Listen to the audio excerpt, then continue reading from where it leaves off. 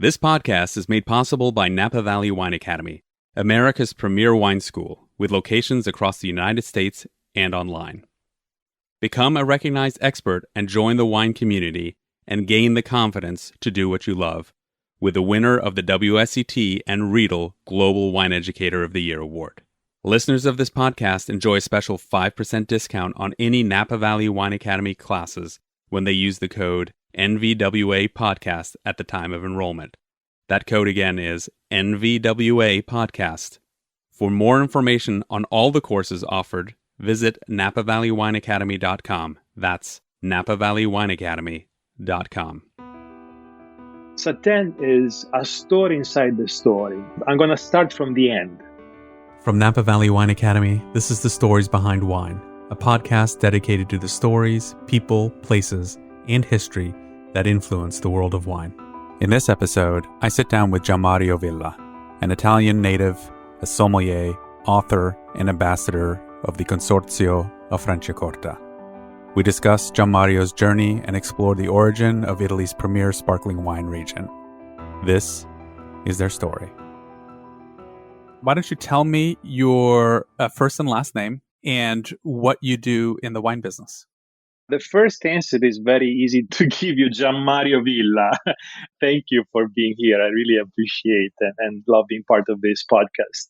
What I do in the wine business is a bit more complex. I'm going to try to simplify. It's a long journey that started around year 2000 or so. And today, an author, a public speaker. I still teach some wine courses, food and wine pairing in particular.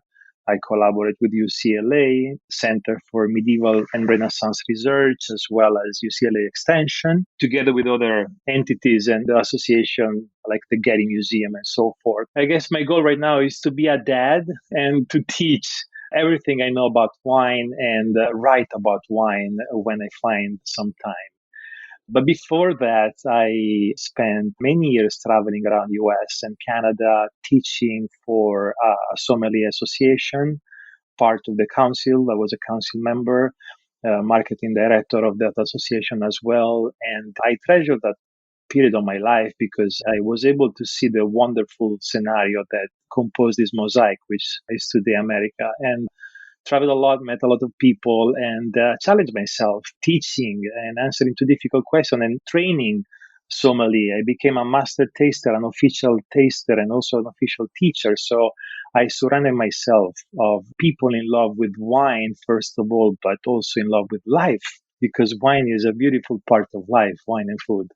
Absolutely. So tell our listeners where you're obviously a native Italian. Tell us where you come from in Italy and what your early life might have looked like. Oh, I might have a tear in my eyes after that. I come from a town called Rimini, which gave the birth to Federico Fellini, among others. And I think that kind of oniric world, surrealism, and dreamy character is part of my life since I was a kid and a teenager. And I kind of applied that to my work. I start off as a journalist and as a photo reporter. I major in political science, history, and mass communication, and I always tried to combine my skills and my knowledge in what I was doing. So I never loved labels. I never liked to identify myself with one tag.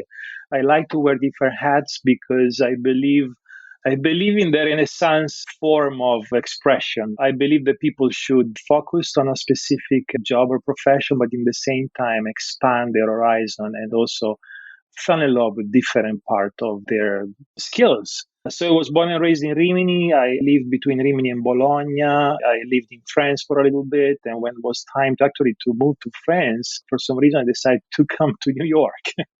At that point, I was already a certified advanced sommelier, by the way. I spent a lot of years between journalism and marketing.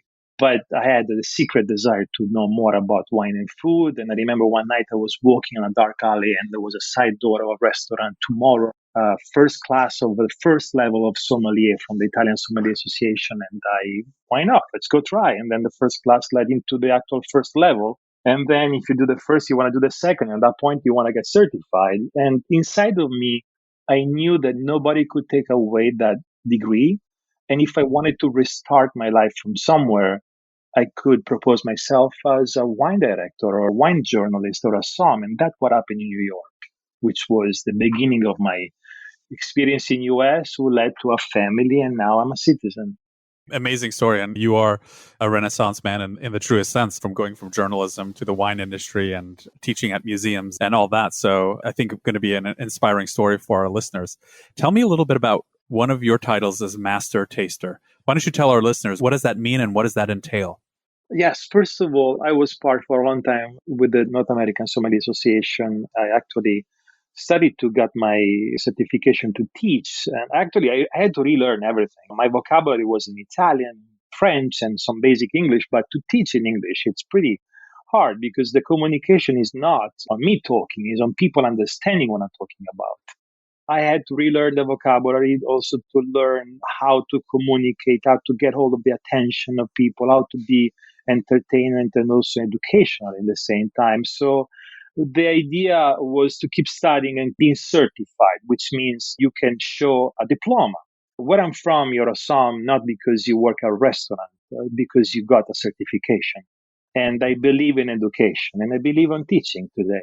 So I became eventually Master Taster, which was another step on top of the advanced certified sommelier because it was a title I love to put next to my name. And also I love the tasting part because I believe that tasting a wine is you start double checking the facts. You start checking out if there are any sins behind the bottle. You start understanding the background of a wine, what the winemaker wants to tell you, and most importantly, how to enjoy a bottle with food. I'm a big foodie.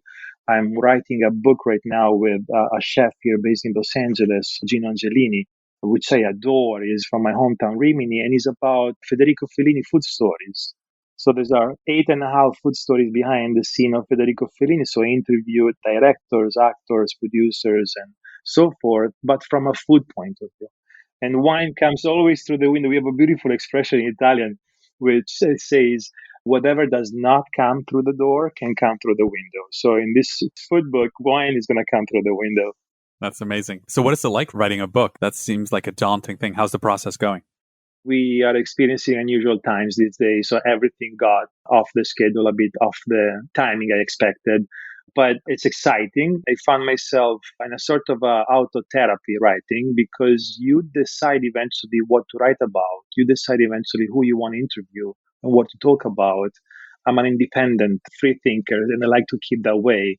It's exciting because, again, you're focused on what you love, which is a fundamental part of anybody's life. And I wish I had this kind of knowledge back in my teenage life. Okay. I was more enjoying jazz and blue feelings sometimes, but eventually you come to a moment you get to know yourself better. And it's the only way also to be a good companion for your friends and family. And the only way to make people happy is to be happy yourself. And writing makes me happy right now. That's amazing. You also have probably a very envious job for many people, and that is you work with probably one of Italy's most renowned wine regions. Why don't you tell us what you do for the wine region? I'll let you introduce the wine region and tell us a little bit about what you do for them, because I'm excited to dig into that wine region, exploring it with you a little bit today. Yeah. I worked for a few consortia in my recent past, but this one is the one that excites me the most because I feel like I'm wearing a special jacket with a gold medal when I talk about it. Franciacorta is the finest way of drinking a metodo classico from Italy. Franciacorta is always associated to special moments, to extraordinary wines, to a breathtaking landscape. It's considered the top of the pyramid of the quality of wines from Italy. And it goes together with the important names of the rest of the peninsula, of course, from red to white. We're talking about, I don't like to say the sparkling wine. Franciacorta is Franciacorta. It's a metodo classico. Second fermentation in the bottle. We're going to talk about this. But like I said, it makes me proud and happy because when they offered me the position to be their brand ambassador in California, which is the number one market for Franciacorta in US, together with New York, I knew I was taking over a big challenge because Franciacorta needs to communicate and reposition the brand, the reputation, but most importantly, explain. I'm sure you know what I'm talking about when you were at the bar, sitting at the bar enjoying a glass of wine. People normally ask for a champagne wine when they mean a sparkling wine, and I feel goosebumps in my my body, because Franciacorta is Franciacorta, Champagne is Champagne, Cava is Cava, and so forth. So I believe what is needed here is to explain, yes, to the wine industry, because it's the most important hub eventually to the wine market, but also to the audience. People make the history, people make the choices, people drive the market. It's not the other way around. So we need to talk to people to let them know. How did you get to become the brand ambassador for the region? Did they call you out of the blue? What's the process for becoming a brand ambassador? They found me. They asked me to submit my name for the position, frankly. I had a friend working in the industry saying that they were looking for someone, and then eventually they called me. We had several talks. It was not an easy step. I'm sure there were a lot of people in line for this position, and eventually put together a plan. I put together a plan of action. And I am a bittersweet person, meaning like I know what I want, I know how I want to achieve it. And when I propose something, it's because I believe it's the best to the cause. And I leave not a lot of room to compromise. I do believe in compromise. I majored in political science. My family wanted to be a diplomatic. So I do believe in compromise. But when you have high expectation on the final goal, then you need to have a street plan. The shortest route from A to B is a straight line, not a curvy route. Very well said. Well, let's dig into the region a little bit because it is, first of all, probably one of the most beautiful wine regions in Italy. But let's talk a little bit about the history first because it has a unique history. While winemaking goes back, I think, back to the 13th century, the sparkling wines of Franciacorta are, relatively speaking, a recent development. Tell us a little bit about the birth of sparkling Franciacorta. Yes, you actually are right. And when you have a deep history, when you go back for centuries on something, you can actually explain partially the importance of a wine in this case, or you can apply the same concept to other fields. But in terms of history of Franciacorta, I would like to start with etymology. Franciacorta comes from curte franca or franche curtes in Latin, which are basically were free courts, exempted from taxes. And in the 11-ish century, with the arrival of Clunian monks from Burgundy, from Cluny, Burgundy, but also from other parts of Italy, Cistercian monks, which are basically the two entities that re-established the wine production after the fall of the Roman Empire around Europe and in Italy in particular. They settled in this area, and we will know shortly why, and they were exempted from duties and taxes. So this is the beginning also for what was the rising of a new form of business. Don't forget, around that time also, or shortly after, wine merchants from Tuscany start traveling around Italy and then to England, and the wine merchant category became more important, and wine became from an essential part of the religious aspect of the daily life of Europeans and Italians to actually a major business factor and trade. Back in the history, the first time we can actually find in the records the name Franciacorta, or actually Franzacurta, as you know, every word has a long process of adapting in people's language, was in the 1277 in a municipality called Brescia, which is actually right by the district of Franciacorta. And from there, we start finding actually records of names, styles of wines. Actually, you mentioned sparkling wine. The first time we see written on paper a referral to the sparkling wine is actually from Girolamo Conforti, 5070, when he talks about the mordacious wines of this area of Frutte Pranza. Mordacious is like a referral to bubbles, to lively sparkle wine. So, as we know today, of course, the second fermentation in barrel, the metodo classico, which is a sort of a technological step ahead on modern wines. But back at the time, we already see how common was the consumption of lively sparkle and sparkle wines in the area.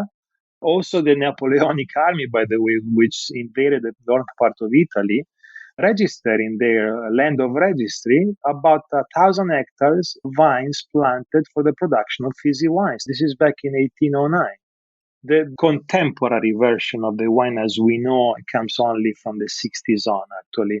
I think the pioneer we want to mention is Franco Ziliani because he's the first one who produced a Pinot from Franciacorta in the early 60s. And then from then we start seeing a very quick evolution of the district because in 67 they achieved the DOC appellation. And then eventually, shortly after, a viticultural study, which I want to talk about a bit later, in 95 they achieved the DOCG. And for the first time, an appellation focused exclusively on the production of Metodo Classico achieved a DOCG, which is a landmark in the Italian history. That's amazing. And I know in the late 90s to early 2000s too, I mean, Franciacorta saw a huge growth in production of the quality wines, but also in interest in the wines. Can you talk to us a little bit about that? It's around that time I started studying to become a sommelier. So something was happening around Italy. Is there a relation? Well, first of all, I was a major contributor. Well, actually, I was thinking about Franciacorta the other day. I'm like, this is like a high school love because I loved Franciacorta back in the days when I was cruising around Rimini, Bologna, and Milano. But I rediscovered this love today. I really like these two steps kind of love because it's a mature love. It's a riper love for me, for Franciacorta. But because in 95 we have the DOCG appellation established from Franciacorta, and because we have an average of between 18 months to 60 months, and we're going to talk in a bit about the different styles, then naturally from year 2000 on, we start seeing more products around. We start seeing more producer coming in production or investing in Franciacorta. And I'm not talking only about maybe a major investor that believe in Franciacorta era, but also family. Franciacorta is made of family-owned wineries, of women winemakers, of wineries that invested in sustainability way before the word became popular in our language, wine industry language these days. So I believe when you receive a sort of recognition like the achievement of the DOCG at that point, all the industries are getting stronger, planting more vineyards, producing more wines, but not forgetting about the quality. I know we talk about high quality applied to a lot of concepts these days, okay? But when we talk about Franciacorta, we talk about an area with barely 3,000 hectares of land. 62%, by the way, are already certified organic.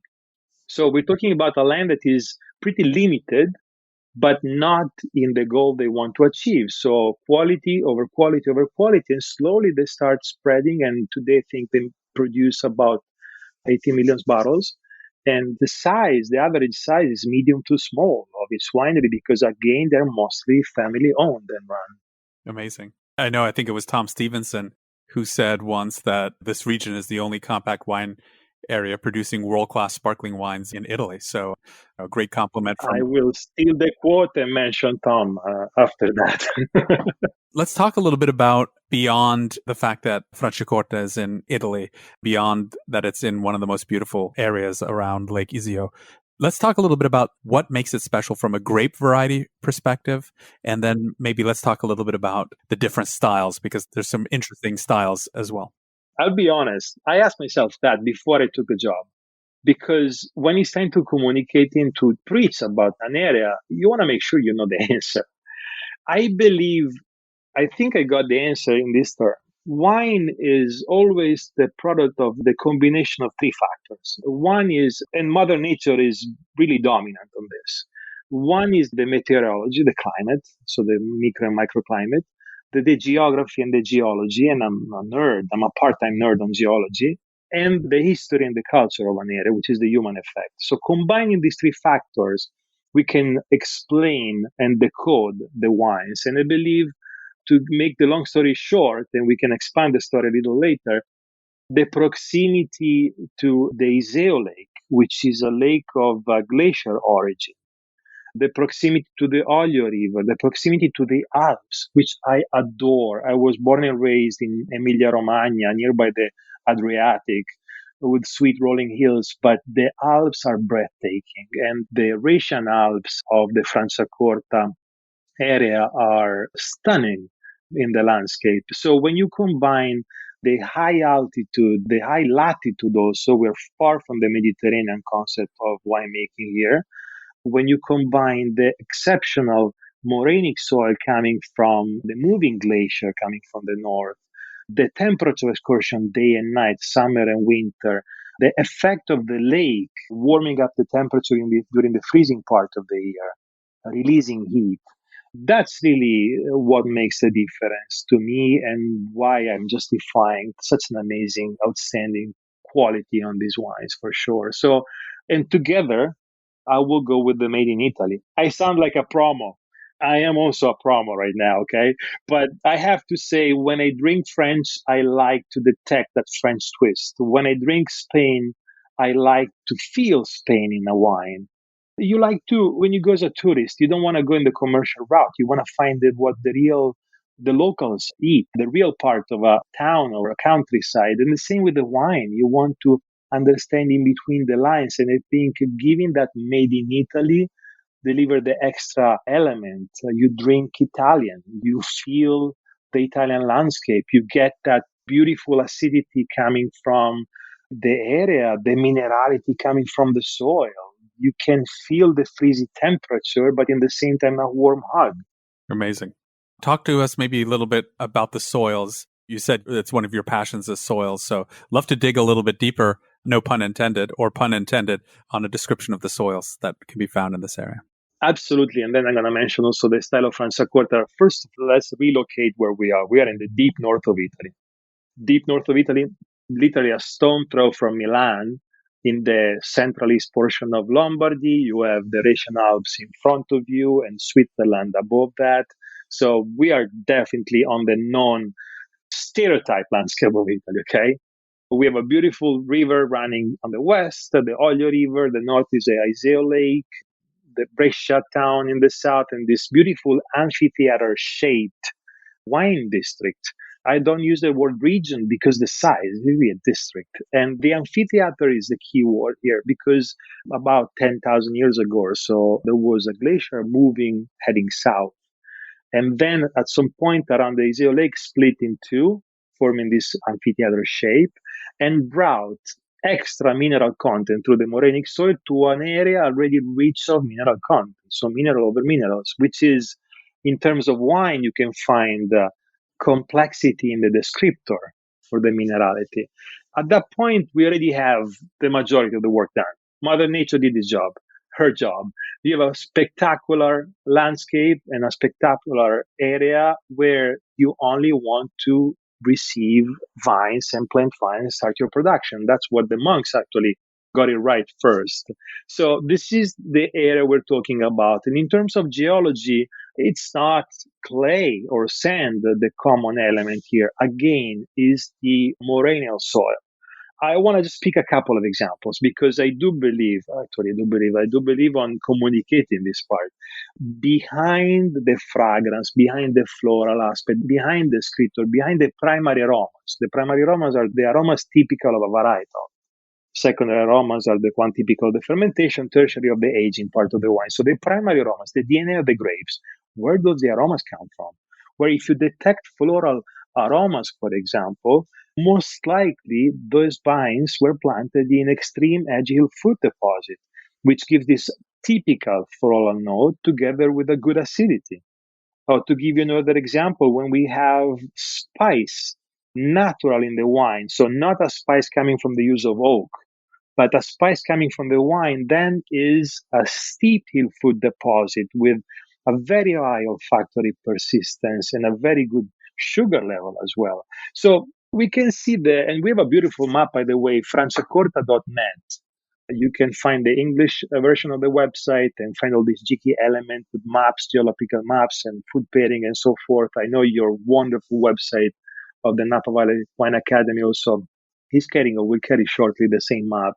You see this mosaic of colors, and each color is, of course, a soil type that makes this wine region so colorful, but also so diversified. The tradition of blending different crews goes with the idea of using the notes as a musician, as a composer. I like to refer often a wine like an eclectic but yet an intelligent composer that plays these different instruments to compose his melody. So the different instruments can be the different grapes, but also the different instrument can be the same grape coming from different soil type. If you know what you want, it's always the best starting point when you're a winemaker. You acknowledge what you're dealing with, what Mother Nature gives you, and you acknowledge also what is your goal in terms of production. And that's probably true for a lot of things in life, by the way. But the idea of blending different crews, typical of a lot of winemakers here, it's just because they want to collect descriptors and make this wonderful bouquet composed by different flowers or different instruments for the same melody. We can use different metaphors to explain the same concept. Yeah, well, I love the metaphors. I mean, before we get into the styles, because I know we want to spend some time to talk about that, but what are the predominant grape varieties that make up Franciacorta? Absolutely. Chardonnay, Pinot Nero, Pinot Bianco, and the novelty of very recently, Erba Mate. Chardonnay, I said Pinot Nero and Pinot Bianco to stress the made in Italy, the Italian concept, of course, Pinot Noir and Pinot Blanc. And Erba Mate is a very small production of a grape that is now been reintroduced in the production of Franciacorta, and 2020 vintage will be the first one, by the way, with Erba Mate on it. It's probably older as Franciacorta because the first time that Erba Mate was mentioned is back in the late 1560s or 70s. I forgot, I think 1567 or so, where Erba Mate actually was mentioned by a local agronomist called Agostino Gallo as a local varietal. And today we are experienced back in the team Erba Mate. So we have 4 grapes, but trust me, Chardonnay and Pinot Nero are the 2 you want to keep the focus on. Excellent. So the wines are so exciting and the different styles of wine. So some of them mirror or are familiar to listeners who are familiar, obviously, with champagne and other sparkling wine styles. But there's one that is particularly of interest that I think most people aren't aware of. So why don't you list the styles, describe them a little bit, and then we'll want to spend some time talking about the Satin style as well. I'm going to mention the style by referring to this. There is a Franciacorta for any occasion. Consorzio told me once, yes, aperitivo or celebrating special moments and so forth, but Franciacorta needs to be delivered as a wine that can be applied to all different kind of recipe we have in Italy and around the States. It's something we can enjoy in different moments. And I like that because having different style, you can really pick the one that you want to enjoy with your food or without. So Franciacorta, regular, without any other specification. The front label is a wine made of Chardonnay, Pinot Nero, Pinot Bianco up to 50%, and Erba Mate up to 10%. The minimum aging is 18 months. So that's a wine who delivers fresh, approachable, and this is important because sometimes you want to leave room to the conversation and to the guest in front of you, okay? So the wine needs to do its job, and then you go from there. A Franciacorta Satin, I will actually mention last, okay? A Franciacorta Rosé, it's a wine with a minimum 24 months of age from the tirage. Pinot Nero here, minimum 35%, Chardonnay maximum 65%, and Pinot Bianco maximum 50%. Erba Mate, okay, up to 10%. So the backbone, of course, must be Pinot Nero. All the style, with the exception of Satin, have a bottle pressure between 5 and 6 atmosphere. And I will tell you why Satin is lower than that. Then we have 2 more styles, Vintage and Riserva. 30 months minimum for the Vintage, 60 months minimum for Riserva, and the grapes are the same as the regular Franciacorta. So Chardonnay, Pinot Nero, Pinot Bianco, and Erba Mate. Now, Satin. Satin is a story inside the story. I'm going to start from the end. The end is that Franciacorta is a wine made only from white varietals, Chardonnay and Pinot Bianco, up to 50% Pinot Bianco, nothing else. Minimum of age, 24 months from the tirage, and a pressure of below 5 atmosphere. Why? It's a wine characterized by softness, smoothness, creaminess. It's the most tactile of all the wines. So slower bottle fermentation and lower bottle fermentation. And everything started in the 80s. We have a new style that few winemakers in the area were playing with, and there was a great excitement over this style. So like I said, a few winemakers were experimenting with only Chardonnay and Pinot Bianco, lower bottle pressure, and slower bottle fermentation. But at some point, this style became very popular. So people start studying the style, and the word Satin came out only in the 90s, and it was literally a birth of a new word, because they were like trying to figure out what word can deliver the message of something that is silky, like seta in Italian, also smooth, creamy, and something that reminds of satinato, which is the Italian for frosty. So the combination was satin, which is a very musical way of saying it, typical Italian style. And at that point, basically, the fire was started from the early 90s. I mentioned earlier, an extremely important viticultural research and enology zonation led to eventually to the DOCG in 95. But around the same time, panel of enologists and winemakers start testing 184 wines with the goal of identifying the true expression of Satin and drawing the certification for it to include in the DOCG. So they define what are the agricultural elements, what is the winemaking process, what is the wine style and identity. This is fundamental. All the Satin are slightly different, but they all need to lead to eventually the similar physical, chemical, and organoleptic characteristic. And this is a very important term, by the way. The identity of a wine is made of recognizable aspect. In case of the Satin, we want to smell toasted fruits like almond or hazelnut, dry fruits, white flowers. I won't go too in detail because it's good to give the category, and then each producer is actually delivering a twist, right? The color needs to be an intense straw or golden almost with greenish hues, because Chardonnay or Pinot Bianco, if you want to use it up to 50%, define the color as well.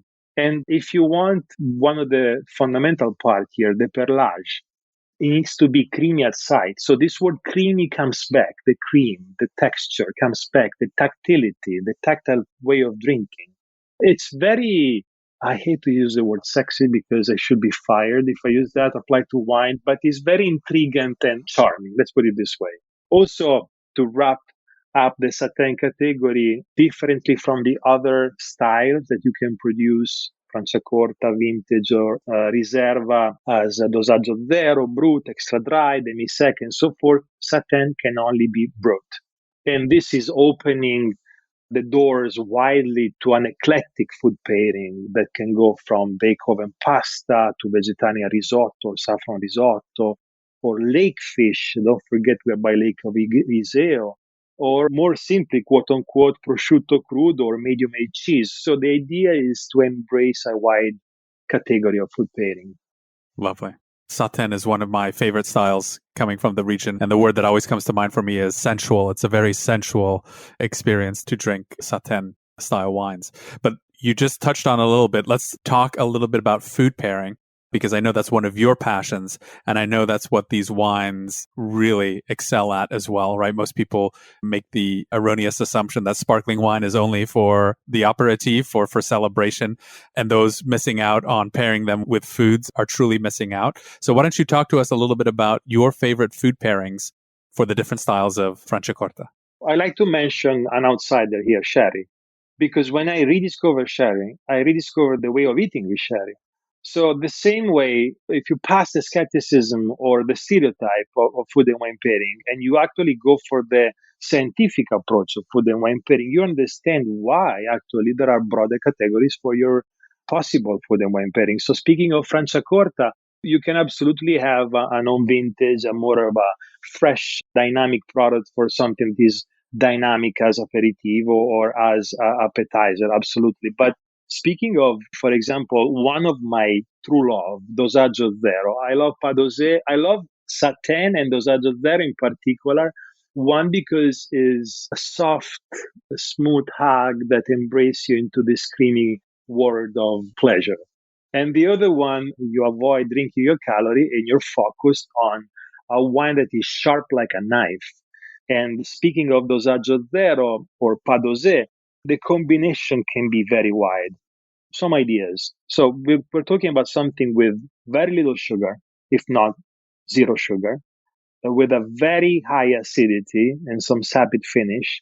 I love to go either for pork cheeks grilled or fried seafood, or even a fish ragu, maybe some lasagnette fish ragu. But if you want to stick with vegetarian or vegan, can you fry some zucchini blossom and be still vegan? You can, depending on the oil you use.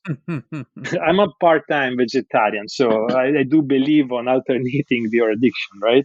Or something that actually comes from the memory of my family. I remember the zucchini filled with meat from my grandmother. She was basically with a tiny cylinder creating this hole inside the zucchini and then filling it up with, it could be pork, it could be veal, it could be turkey, by the way, or it could be another medley of vegetables, depending on the recipe you want to follow. Bake those with or without tomatoes, depending on the combination. For the pairing with dosaggio zero, we'll avoid the tomato. But you have this beautiful decadent dish where the acidity cuts through the middle, and in the same time, important element when you drink sparkling wine, by the way, the palate is rinsed and cleaned up, ready for another sip or another bite. So I do believe in that harmony or balance in life, in love, at work. Harmony is a key point. And harmony is not one element prevailing on the other. If you talk to a chef, he will say the last memory in your mouth, in your taste, needs to be the food. If you talk to a sommelier, no, absolutely, it's the wine. Well, I feel in the middle here. I believe in harmony, so I believe that there should be a sort of a harmonious dance between food and wine because I want more. Another sip and another bite. That's the idea of the Padosé. For Satén, we can go for something like venison, thinking out of the box. Okay, I could mention even like porcini carpaccio, typical of the area of Iseo Lake, also here in California. We're so lucky we live in California, we eat so well. But venison is one of those meat that actually, for the tendency, the characteristic of venison can be very well paired with the softness and the creaminess of Franciacorta, or even a white lasagna. I'm sorry, my fellow Emilia Romagna might listen right now. They might say something about it. There are purists of lasagna, purists of tagliatelle, but I believe that a crossover of traditions is always a good idea when you want to explore new pairings. So, veal tartare, white lasagnette, porcini carpaccio. Why not? Spicy food. I don't think you need, I might be unpopular right now, but I don't think you need too much spice when the raw ingredients are good, fish or meat. But a twist is always good. And I think Satén, among all the Franciacorta, can be a good pairing for something more on the spicy tendency. In food and wine pairing, spice is a very hard element to pair with. Too cold, too hot, spice, as you know. But a mild perception of spiciness for Satén can be a nice idea. For rosé, here we can combine the texture, the color with some more additional body. And bluefish, I'm a big fan of bluefish.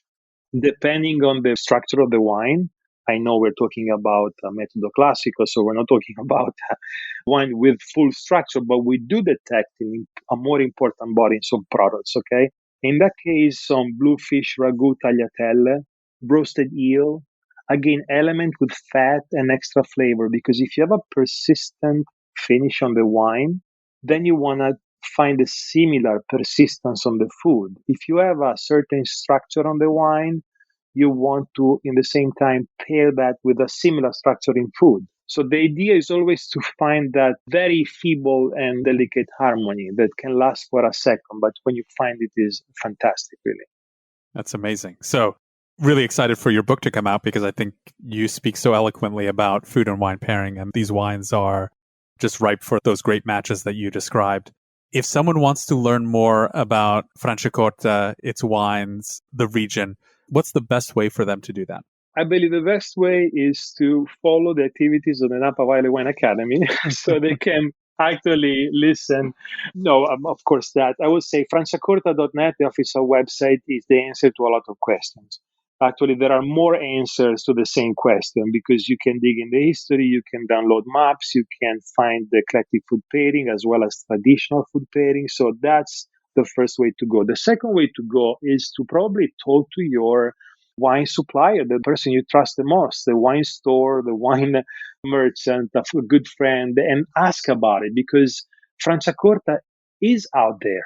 It's not maybe a common answer right now, but we do have the product. We have a lot of wineries represented in California as well as the rest of the United States. So asking, we say in Italian, is half of obtaining something. So you need to ask for your knowledge, you need to ask for your education, you need to ask for your product. So check out the official website. Check out my social media. I am name and last name Giammario Villa. I like to be behind the scene and a bit under the radar. So I'm not somebody that is always posting privacy, but I always post something I love, and I always post something about wine education, and specifically in Franciacorta, which, by the way, I'm writing a chapter in my book about Franciacorta pairing applied to Fellini. We will deliver a lot of news. Excellent. Again, the Napa Valley Wine Academy, I think, is one of the strongest supporter on Franciacorta, and I love that. It's been a real pleasure, Giammario, to sit down with you today and to learn a little bit more about your story and the story of Franciacorta. Hopefully, we've inspired people to go out and this New Year's Eve, and in fact, any day, to go out and seek a bottle of Franciacorta and enjoy it and share it with friends. We wish you, Giammario, a very happy holidays. And to all of our listeners, thanks so much for tuning in today. And we hopefully can have you back again soon on another episode. I would love that. I feel truly honored to be part of the podcast because I love the way you're keeping the conversation. It's educational, entertaining, and very intimate in the same time.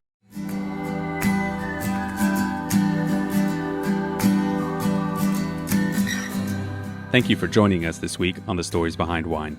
If you would like to suggest an interview subject or show topic, please email us at sbh@napavalleywineacademy.com.